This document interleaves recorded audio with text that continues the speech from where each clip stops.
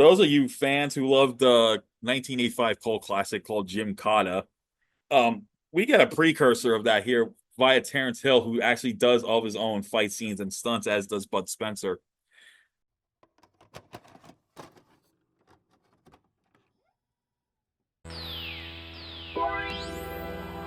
Welcome to the Video Store Geek Podcast, where your friendly neighborhood world film geek Albert Valentine talks about films made and released during the golden age of the VHS era.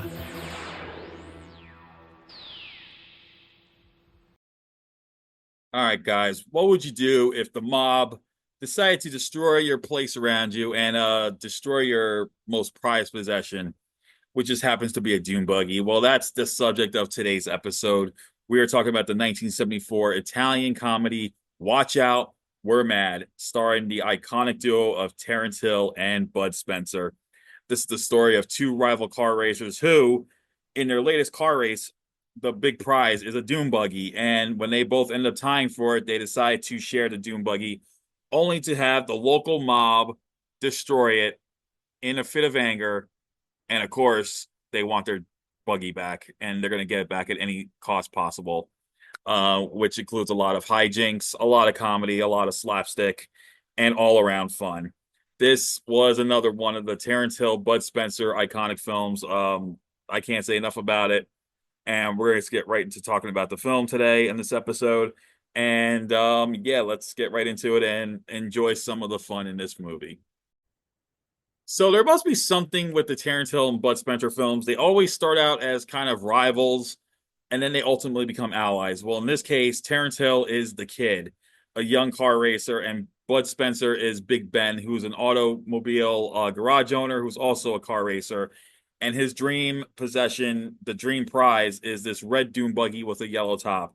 And it also just happens to be the kid. So the movie starts out with them just looking at each other and kind of, you can tell that the tension is there. And then, of course, it's time for the big race, and the stunts in this are amazing. They're done by the likes of Michel Julien and their crew, Remy Julien, I should say, and his team, as well as a Spanish team, as this is an Italian-Spanish co-production. Of course, the last two standing are the kid and Big Ben, and after they enter the checkered flag, they actually have to run towards the dune buggy.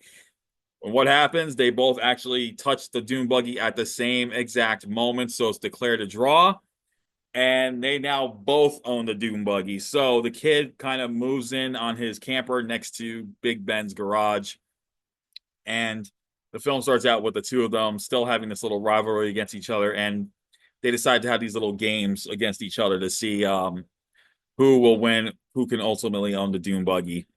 Well, it turns out that Big Ben's garage is next to the local carnival that's going on there. And of course, in typical Terence Hill fashion, he eyes this woman who's working at the carnival. And as it always is, he always has this, he tends to always get the eye candy of the film, where Bud Spencer just likes to be the tough guy.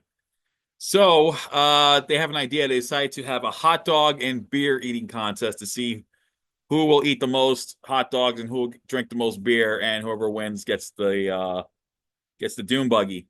So as they go into the carnival, they go inside the little place where they have the beer and the hot dogs. They're just sitting there eating. All of a sudden, the local mob shows up and it starts tearing the place apart, threatening the people there, threatening to destroy the cars. And right in the middle of this whole thing, these guys are just drinking and eating as the mob is just tearing up the place around them. And this is one of the funniest scenes ever, because they're just sitting there drinking and eating as these guys are tearing up the place. You would think at this moment they were going to get in and beat the crap out of the mob, but no, they just sit there. And I swear to God, this is the slapstick comedy I love watching. It's just seeing them just eating and drinking. I swear to God, if like this could have been something Ryan Reynolds and Samuel L. Jackson could have done in The Hitman's Bodyguard, in a way, in the scene where Ryan Reynolds is just mouthing off to the bartender, complaining where all this crap is happening behind him. That's what it reminded me of. And but ultimately, when they decide to go to another place, they hop in the dune buggy, and the mob decides not only to force them to try to get out, but in the process, they end up destroying their dune buggy. So now the kid and Ben are really pissed off, and so they decide to confront the local mob and just do whatever they can to get their dune buggy back. And in a funny twist, the boss has a German psychologist who is kind of playing with his head. So it's kind of like, in a way, the boss is like, how can I describe it? He thinks he's the boss, but let's just face it, it's actually the German psychologist, the doctor. He's the real boss behind the mob because he constantly blackmails this so-called mob boss and saying, oh, this is gonna be me at the top of the building. I'll just give you a suite, but you're still gonna do all the dirty work. So that's basically what it is. But meanwhile, Ben and Kid get into all sorts of mayhem, from car chases to a really hysterical gym fight to ultimately a fight involving friggin' balloons and infiltrating the boss's headquarters by first dancing. And then there's a really hysterical scene where the boss gets so mad that he hires a mysterious guitar-toting assassin named Paganini, and he decides to try to take him out during Big Ben's choir scene, because Big Ben also has a love for the choir, and he's joined the local choir, and he's has a really famous song in it that's just all noise, and Paganini tries to somehow try to kill Big Ben and the kid because he follows the kid to this choir scene. It's really funny. And of course, you know how this is going to end. Ends with the kid and Big Ben ultimately becoming the best of buds and having to do what they can to get their dune buggy back. This film might as well be called Dude, Where's Our Buggy? Like, dude, where's our car? Dude, where's our buggy? So that's what they want. They want their dune buggy back, and they're going to get it back at all costs. So if you've seen Terence Hill and Bud Spencer's films, you know what to expect. But it's so much fun because unlike some of their other iconic collaborations, this one's a modern day film. It's not a Western. It's but it's still done in the vein of what you expect from these two greats. Um, like I said, the scene with the hot dog and beer eating, with the mob destroying everything around him, is one of the most funniest scenes I've ever seen. And it's actually a mini game. If you guys don't know this, there is a video game that was approved by Terence Hill and the estate of Bud Spencer called Slaps and Beans, and it is available. I actually have this game on the PlayStation, and one of the mini games that you play is a beer drinking, hot dog eating contest. It's quite fun. You get to do all these different stages, and it's based off some of their movies, I believe. And it's so much fun to watch. And then the gym fight is one of the most funniest fight scenes because for those of you fans who love the 1985 cult classic called Jim Cotta, we get a precursor of that here via Terence Hill, who actually does all of his own fight scenes and stunts, as does Bud Spencer. And you get to see Terence Hill going on a pommel horse, kicking people, going on the balance beam, and beating up, like, hitting bad guys, flipping bad guys over. Bud Spencer's using his brute strength. And to be honest with you, if Paul L. Smith didn't play Bluto in Popeye, Bud Spencer would have been a perfect replacement. Because he does such a good job. He's got that brute strength, and he's got the same size as Bluto. He might as well have played him back then. But it's so much fun. And in this gym fight too, the guy they're going after, the head of one of the head thugs, he keeps trying to butt in, and then as they're beating up the other guys, they kept pushing him out of the way and saying, "Not now," and "Not now, not now." And they're beating up all the other guys, and Bud Spencer's doing some, he'll grab like boxing gloves from his opponent and then either beat him with his own boxing gloves and all that.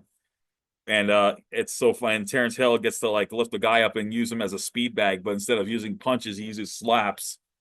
And it also reminds me of the video game Slaps and Beans. I have a feeling that Slaps and Beans was actually this movie was one of the influences in this very video game. And the choir scene is one of the most funniest scenes as well, because you get to see this song, and I forgot the name of the song because it's an Italian title. But the music is done by the duo of Maurizio and Guido De Angelis, who at the time were also known as Oliver Onions, which is kind of a weird name for the group. And but they were iconic in this. They did a lot of the scores back then for the Bud Spencer, Terence Hill films. But the song in question in this iconic scene, I'm going to try to pronounce this. It's in Italian.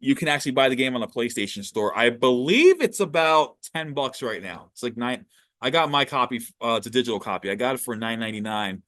There was a sequel planned. I don't know if it ever came out. I still have to find out if they did. I hope so, because I'm playing Slaps and Beans.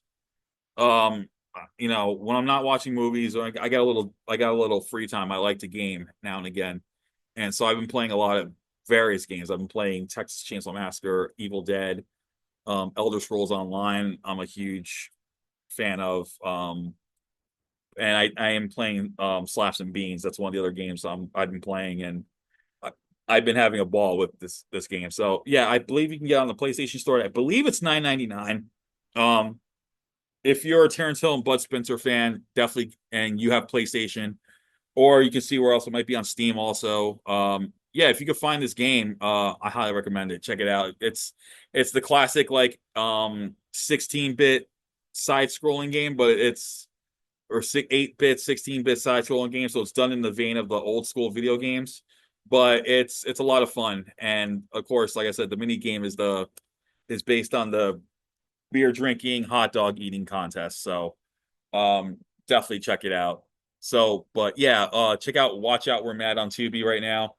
You can rent it on other platforms as well. And that's it for this episode of the Video Store Geek Podcast. I'm not sure what movie I'm gonna do next, but I will let you guys know once I decide on a movie. And like I said, hopefully sometime in 2026 I'll start having guests on here to talk about some of these movies. Hopefully earlier, but let's see what happens. In the meantime, check out, you know what to do. Check out worldfilmgeek.com for everything. And as always, stay awesome.